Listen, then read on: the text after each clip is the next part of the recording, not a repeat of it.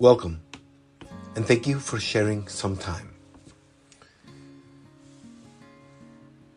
This is the story of how Breathe, the Monday morning reset podcast project, began.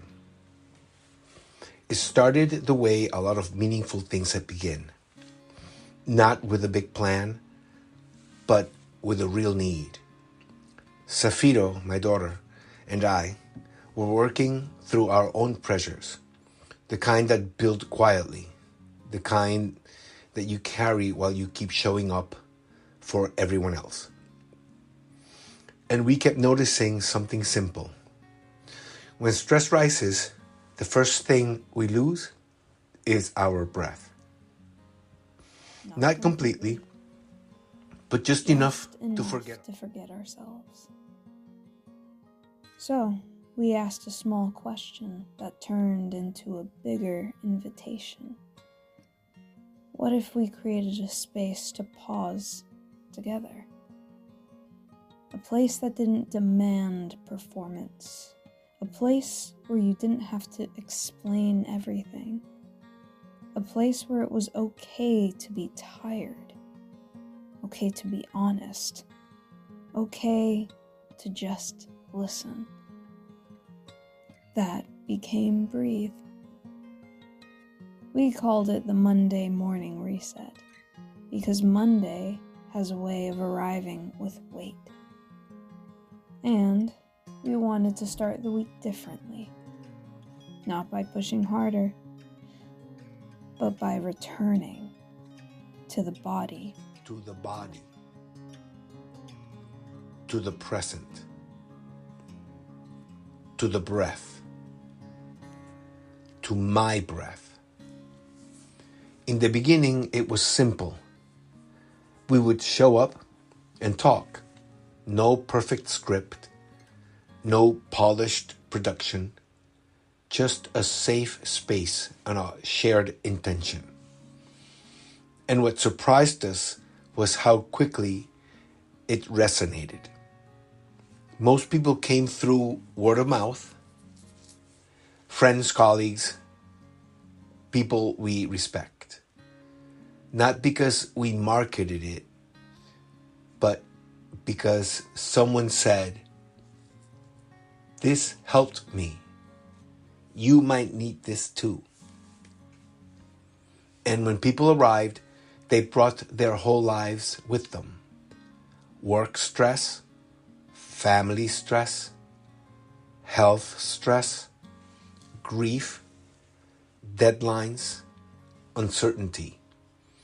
And sometimes they brought nothing but silence and a camera that was turned off. And that was still welcome.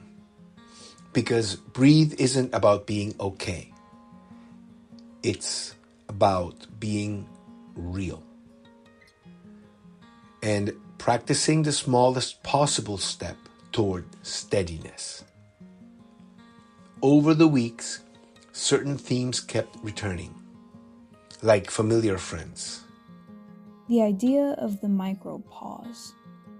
A moment you can take anywhere. In the car before a meeting, after a hard phone call. A few seconds to notice your breath and soften what's tightening. Grounding, body literacy. Learning your early warning signals.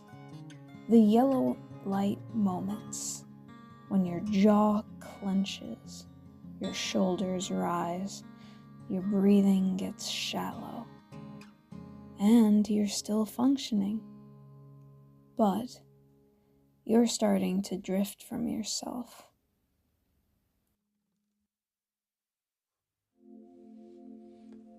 And we learned something important. People don't need complicated techniques. They need simple, repeatable tools that work in real life. But even more than the tools, what people kept naming again and again was the feeling of safety. The relief of a safe space where you can show up as you are. The relief of being heard, being seen without being fixed. The relief of remembering that we are not alone. Because what's forming through Breathe isn't just a session. It's a community committed to something deeper than social media. These are relationships that carry through the week.